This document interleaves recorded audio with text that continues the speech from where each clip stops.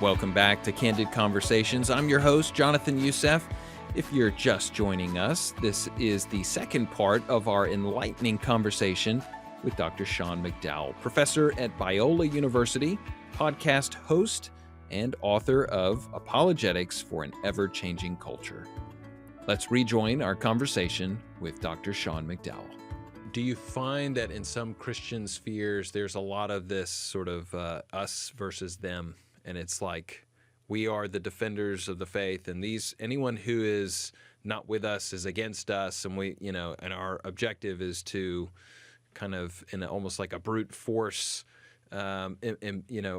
make our arguments rather than a little bit more of a gentle, using conversational, using questions to sort of pierce into, people's preconceived ideas of what they think the Bible is or what Christianity is. Do you notice that at all?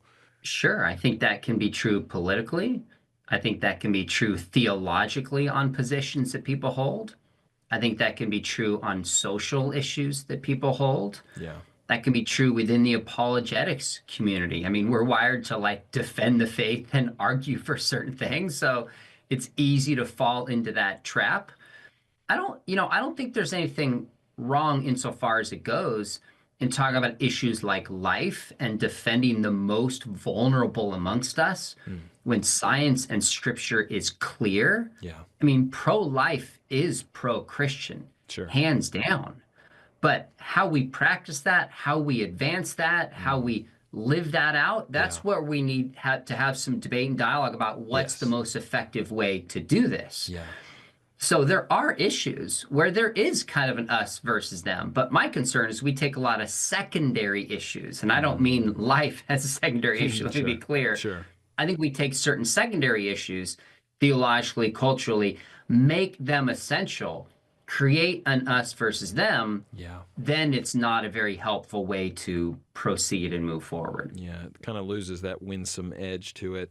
Your new book tackles classic and modern challenges to Christianity. What are some of the biggest cultural shifts that are forcing apologetics to adapt? Yeah, that's a really important question. So I would argue that Jesus was a kind of apologist. He was brilliant with his philosophy, like he split the horns of a dilemma.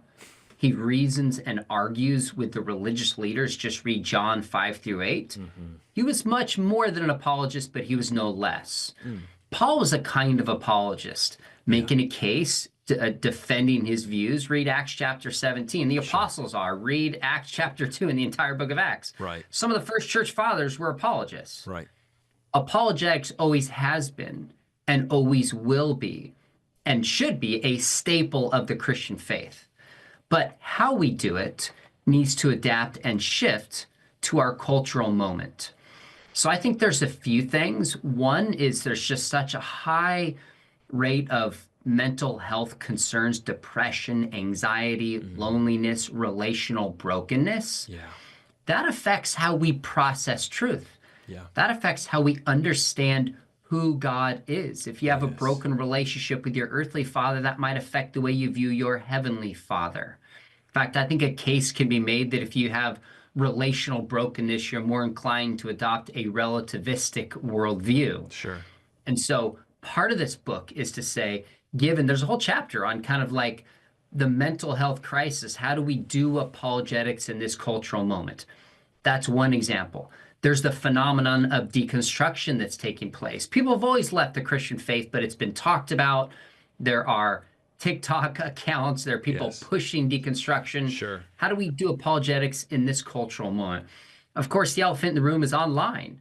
Yeah. Alan Parr, a friend of mine with a big YouTube channel, wonderful online apologist, talks about what are just strategies for doing apologetics online. There's some issues that have shifted.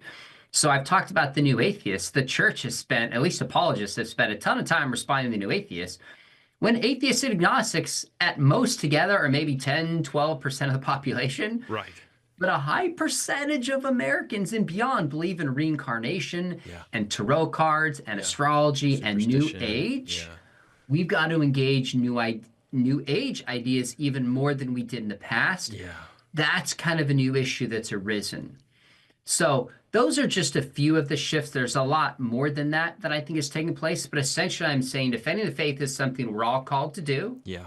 But there's new issues we need to be aware of and new strategies and challenges to do this effectively for individuals and for the church. Yeah. Your book has contributions from like 23 different Christian thinkers. Was there any kind of insight from one of the authors that came as a surprise to you, or was it more insightful than maybe you had thought? Or Oh gosh, that's an interesting question. You know, one of my favorite ones, we added some interviews.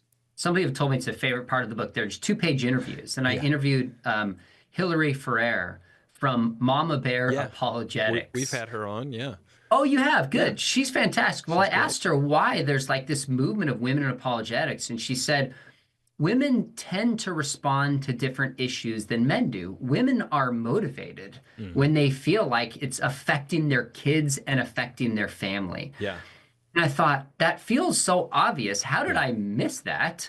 But I'm like motivated by culture and ideas and the world that's changing. She's like, when it hits home, that's when women get engaged. Now it's real. So is there a way to frame it and approach it and equip women in the way they care about apologetics? Such a good, important insight. Yeah, for sure. No, I think that whole mama bear mentality is it comes through clear from her perspective when you start thinking about it. Because you're right, it's not this foreign outside thing that's way out there, distant from me.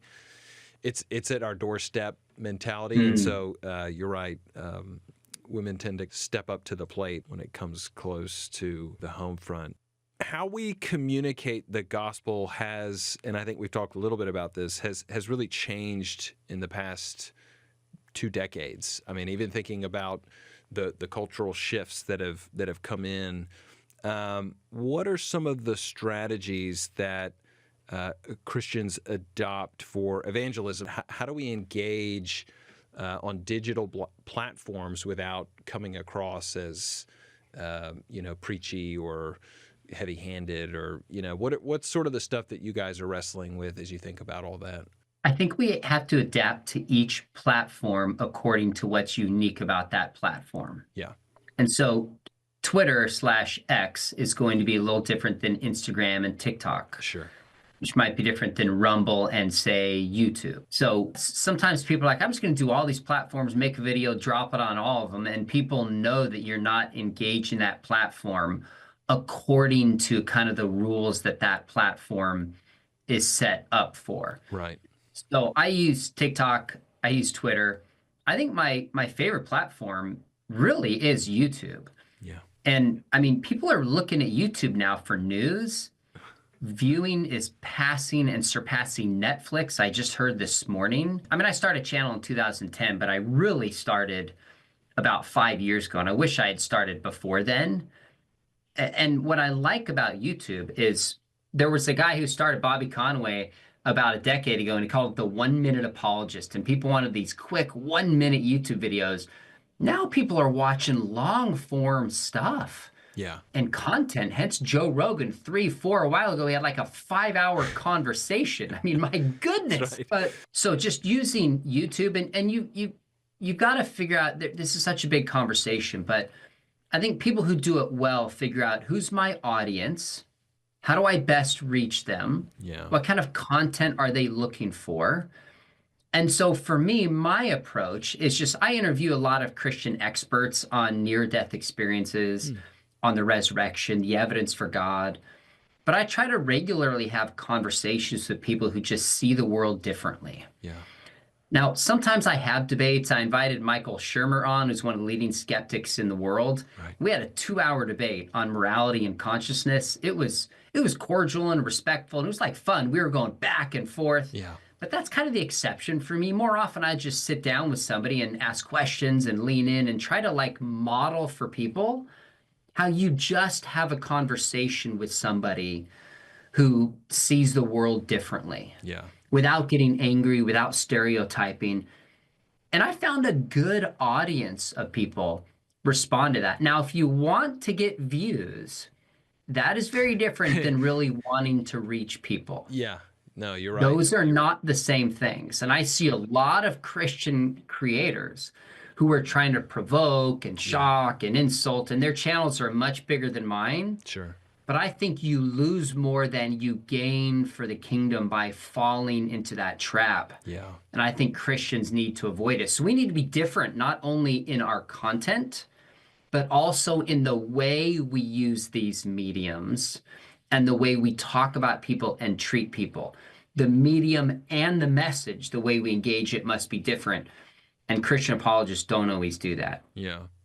This is kind of a subject matter that I'm not like great at, but that's why I'm going to ask you, because like you, I want to have the experts on. But I mean, so obviously artificial intelligence is kind of the buzz thing at the moment. And then you have, through AI, deep fake, misinformation abounds. I mean, it's hard to know what's real and what's not real for a lot of people.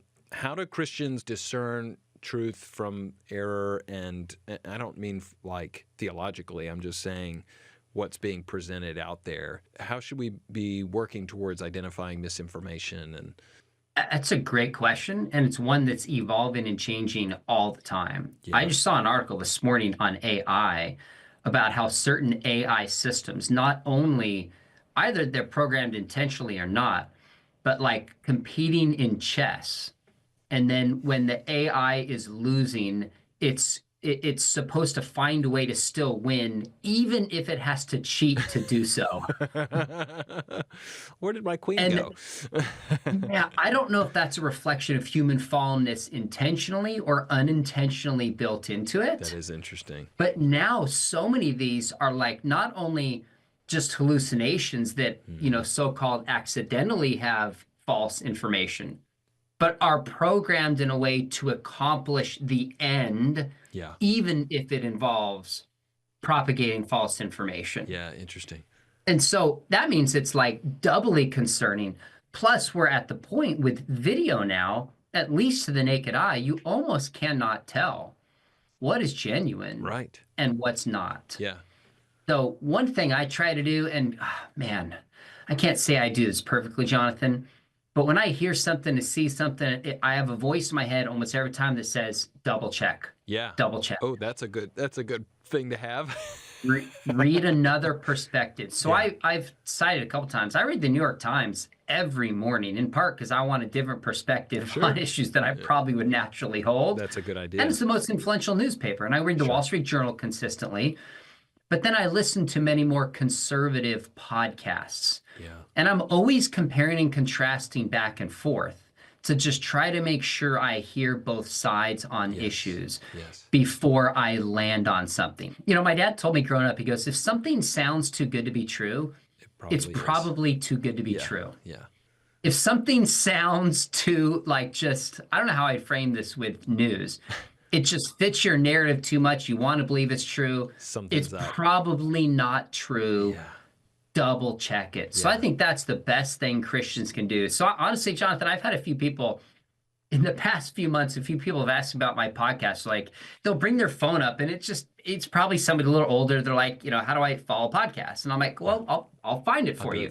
And I pull up people's podcasts and I just look at it and it's all podcasts of people that tell them what they want to hear. Yeah. It's like an echo chamber. Echo chamber. Yes. Right.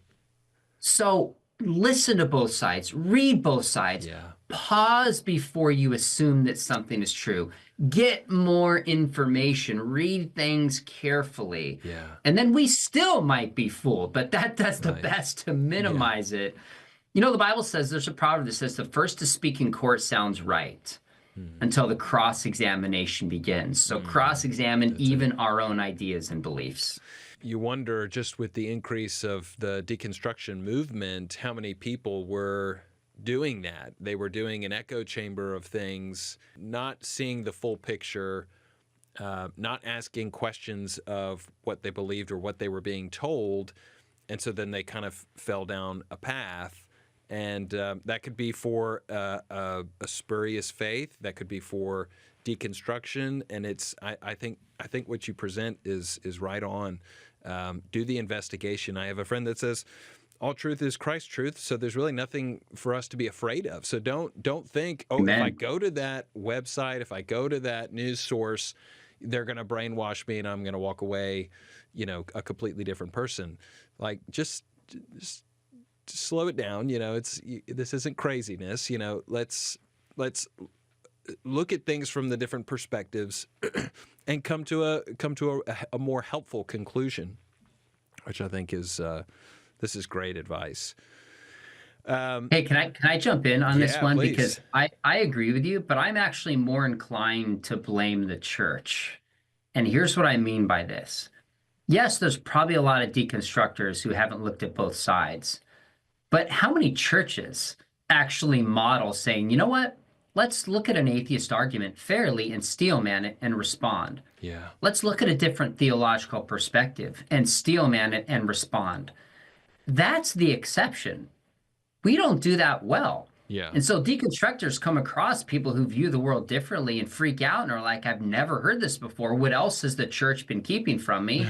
And frankly, I don't blame them many times for reacting the way that we do. So if we're not modeling this in the church, my goodness, why would we expect anybody to act differently? And we don't, because we're afraid and we're not really convinced of like what Colossians 2:3 says, that in Christ are hidden all the treasures of wisdom and knowledge. If we believe that and we had confidence it was true, we wouldn't be threatened by ideas that challenge what we believe. Yeah, that's exactly right.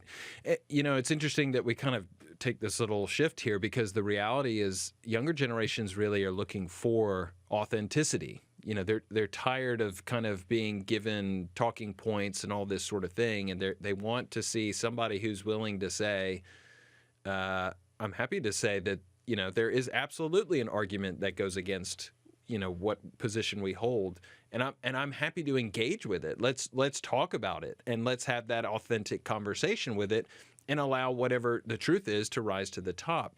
But you're right; it's churches have not done a good job of engaging with that. They've kind of, in a sense, hidden from it, which then implies you're not trustworthy. And I don't know if your message is is going to fulfill what you say it's going to fulfill. Yeah.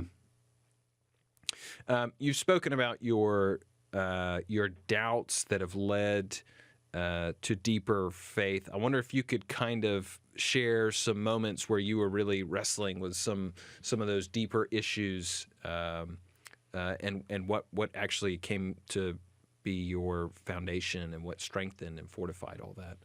Like you grew up with an influential, famous, public father who's a Christian leader.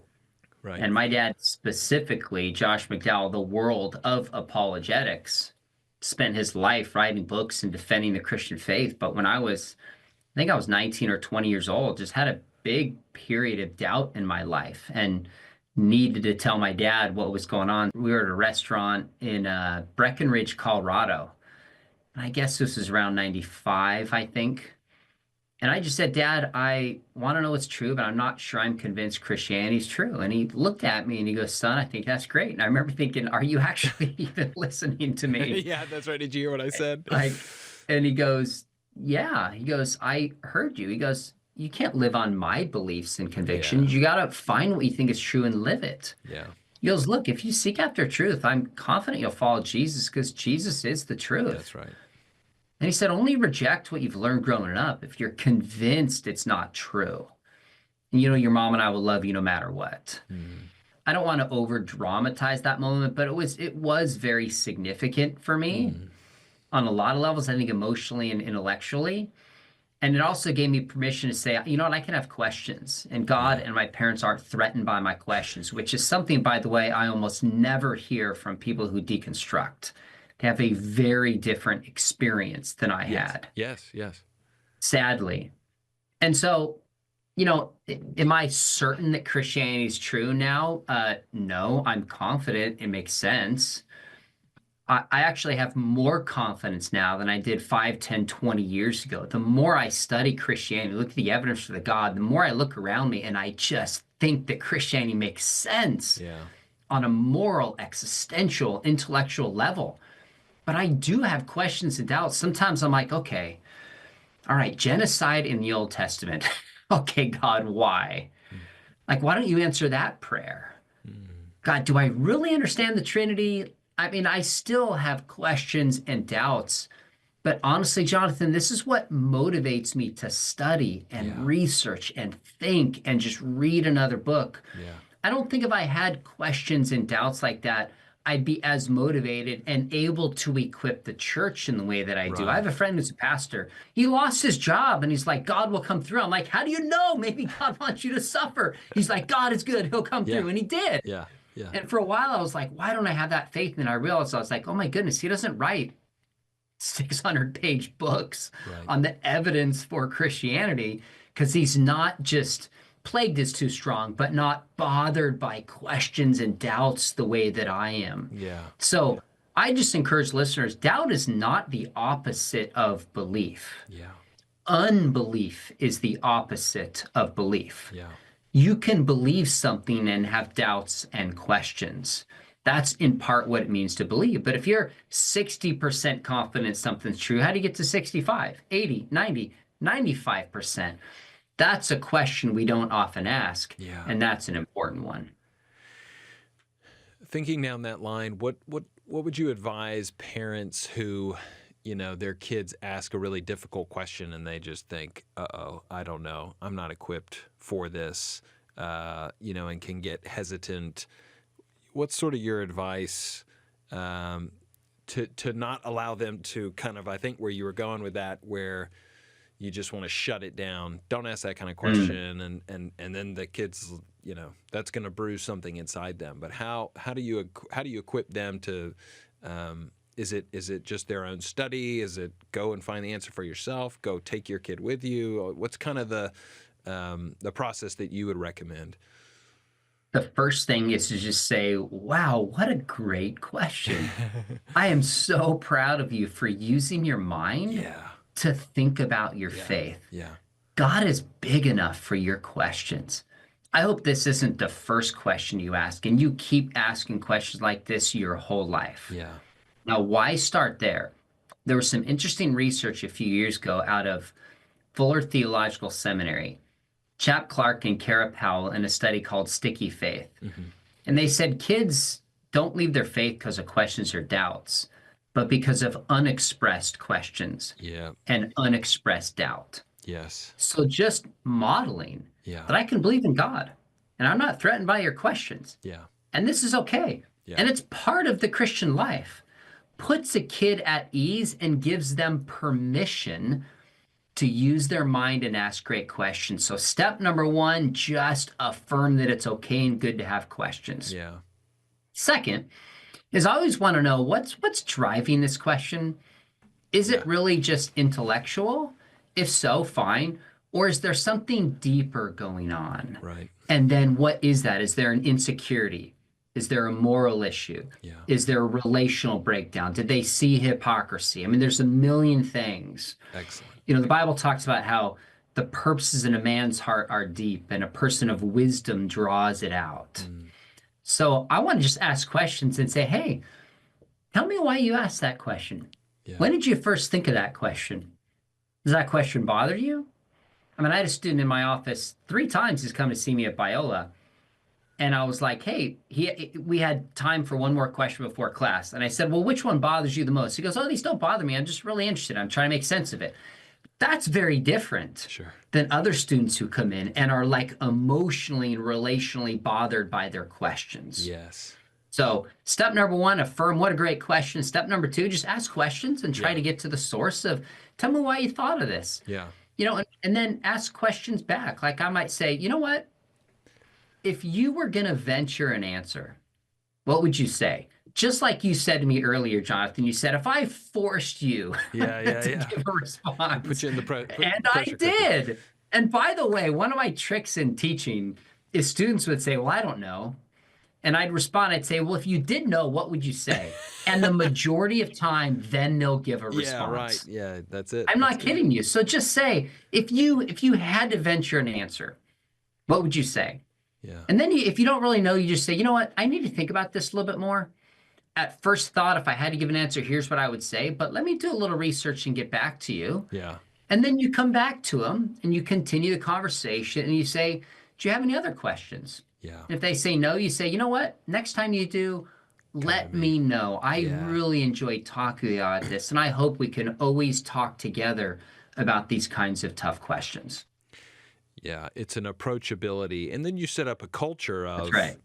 every time I do have a question, I know I can go to mom, dad, teacher, whoever this person may be in the life of this young person. All right, apologetics, looking into the future, getting out your crystal ball in your new age format.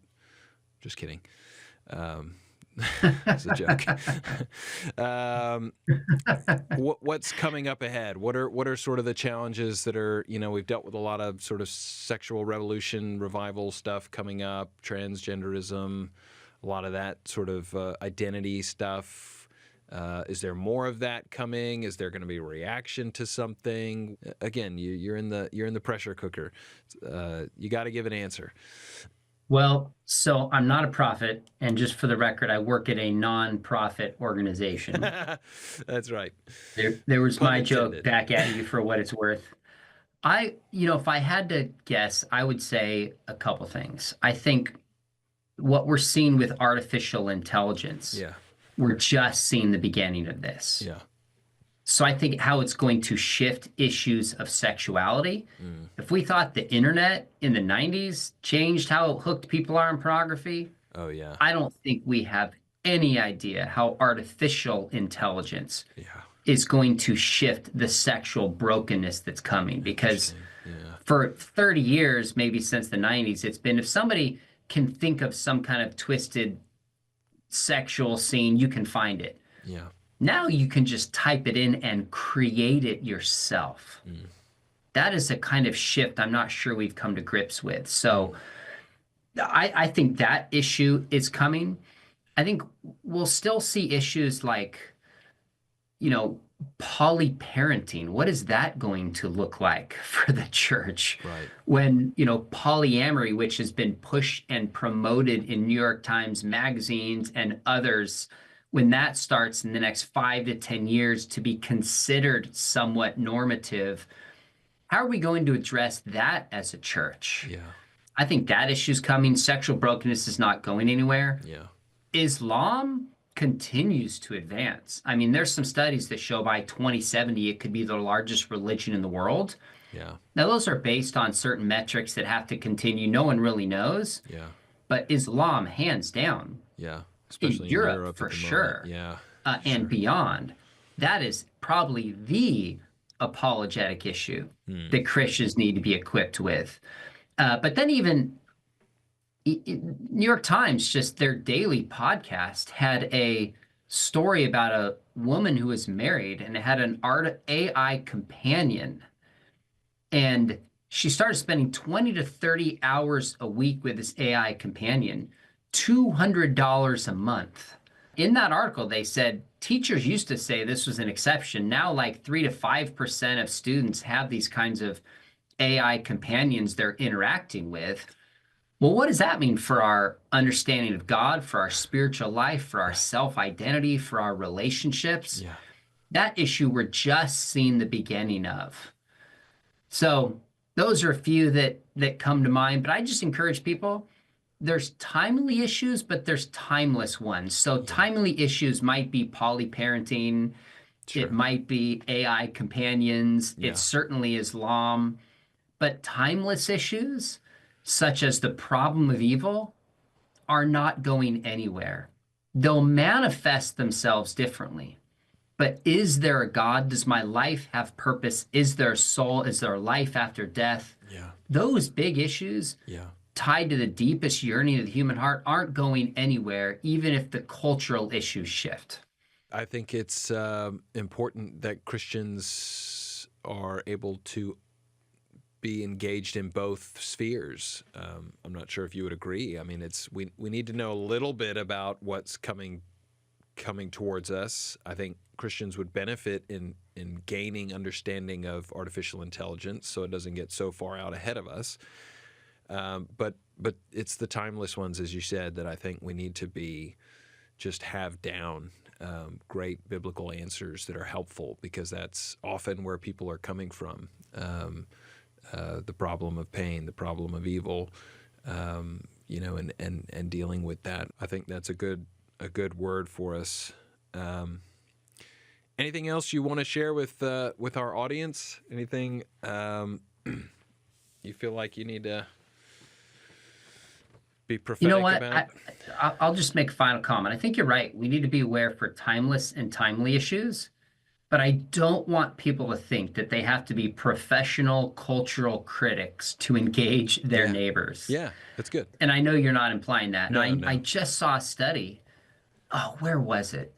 I thought it was in the UK, but don't totally cite me on that. It was the majority of people, if invited to church by a friend, would actually go. Yeah, it is from the UK, I think. Yeah. If all of us would just see ourselves as ambassadors for Christ, which the Bible teaches, asking thoughtful questions, building relationships with people, humbling ourselves and trying to grow and learn. It says they'll know us by our love. Are Christians really known by our love today? I don't know that we are. No. But in our increasingly broken, partisan, divided, angry age, it's like it's just leaning into our Christian faith makes us rebels and radicals and stand out in a different way. When everyone's trying to provoke, everyone's trying to shout, everyone's trying to get views, and Christians just love their neighbors and show kindness and care for the poor. It's like our secular culture is waking up to the need for Christian virtues. Yeah. Why don't we just lean into it and live it out individually, stronger, and double our efforts? Yeah. I think that would make a huge difference. Strange to say, it's countercultural to do those things, but it is actually what we're called to do. And so I think you're right. I think that's a great parting word for us. Sean, it's been such a pleasure to have a few minutes with you. The book is Apologetics for an Ever-Changing Culture. We'll put additional information in the show notes. The podcast is Think Biblically. And Dr. Sean McDowell, thank you so much for taking the time to be on Candid Conversations. This is fun. Thanks, Jonathan. As we conclude our conversation with Dr. Sean McDowell, his final thoughts offer a compelling reminder of what truly matters in our witness as Christians. By embodying the virtues our secular age is beginning to recognize it desperately needs. Thank you, Dr. Sean McDowell, for your wisdom and insights. His book, Apologetics for an Ever-Changing Culture, addresses many of the topics we've discussed today. You can learn more about Sean and his resources in our show notes, including his podcast, Think Biblically. I'm Jonathan Youssef, and this is Candid Conversations. Thank you for listening. Until next time, may we all be ambassadors for Christ through our words and actions. If you found this conversation helpful, please share it with someone who might benefit. Subscribe and never miss an episode, and leave a review so others can find us. We'll see you next time.